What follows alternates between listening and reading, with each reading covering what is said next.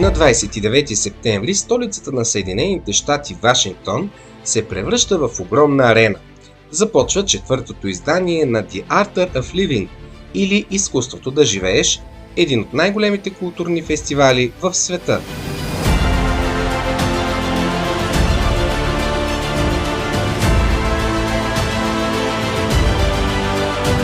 Стотици хиляди хора от цял свят се събират заедно с създателя на фестивала Шри Шри Рави Шанкар, хуманитарен и духовен лидер, посланик на мира и човешките ценности. Българската следа в световното събитие е Деница Станчева Батеджа от Бостън. Пред Боряна Антимова от BG Voice, Деница споделя, че се включва като доброволец в организацията не само на българските участници, но и на целия фестивал. Идеята на този фестивал, целта на фестивала е да изпрати послание, че целият свят е едно голямо семейство и всички ние може да съжителстваме въпреки нашите различия. Това също ще даде една възможност на лидери от всички сегменти на обществото – бизнес, политика, религия, академични среди, да се съберат и да обновят своята визия за работа към общото благо. По време на този фестивал има 370 хиляди билета вече закупени. Говоря за гости. И освен това ще има представения, музикални представения от цял свят. Например, ще има 1000 човека, които подготвят китайски танц, 2000 човека, които ще свирят на китара, 10 000 човека, които подготвят гарба перформанс. Това е с тези клечки, гарба данс.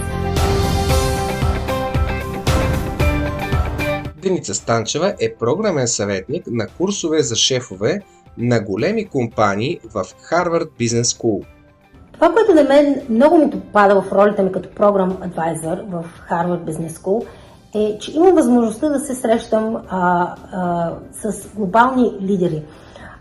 Хора, които наистина са постигнали много в своята кариера. Обикновено нашия тим ние работиме с C-title, CEO, CFO, CTO, CHO и така нататък.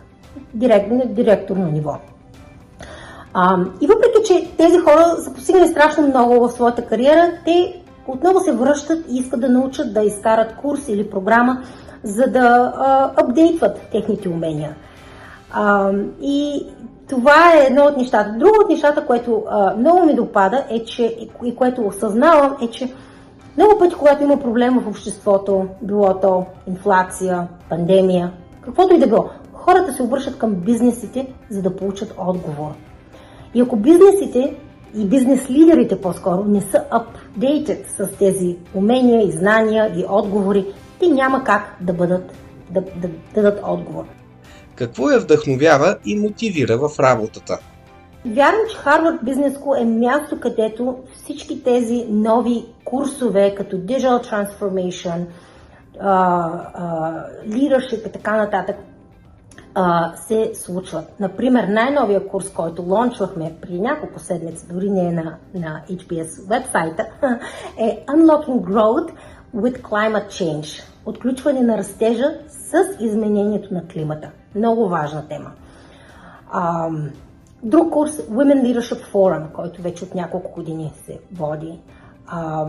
Women of Color и така нататък. Това са теми и класове и програми, които мен страшно много ме вдъхновяват. И аз наистина вярвам, че когато някой живее следвайки ценностите, тогава може да имаме успешен бизнес. И това, разбира се, директно ще повлияе на обществото. Деница е сертифициран инструктор по дихателни техники SkyBreath и води курсове по медитация към фондация The Art of Living.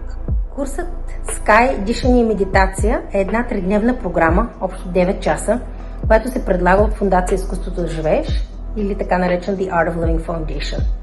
В основата на програмата са дихателни упражнения, дихателни техники. Както знаеме, дишането е пряко свързано с нашите емоции, както и с ума. Забелязали сте как дишаме, когато сме ядосани?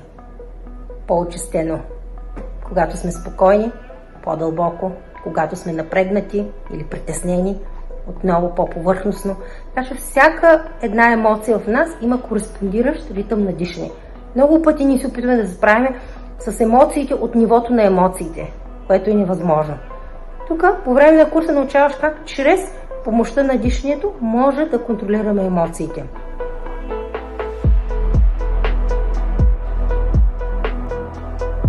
По време на курса това, което ми направи впечатление, че веднага след първата практика дихателна, която направих, се почувствах по-спокойна, по-позитивна и след това започнах да практикувам 20-минутната практика и това, което забелязах е, че имах повече енергия.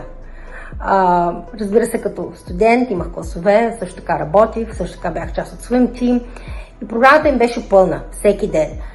И това е една от причините, поради които търсех начин, по който може да се справя, за да се чувствам по-така добре.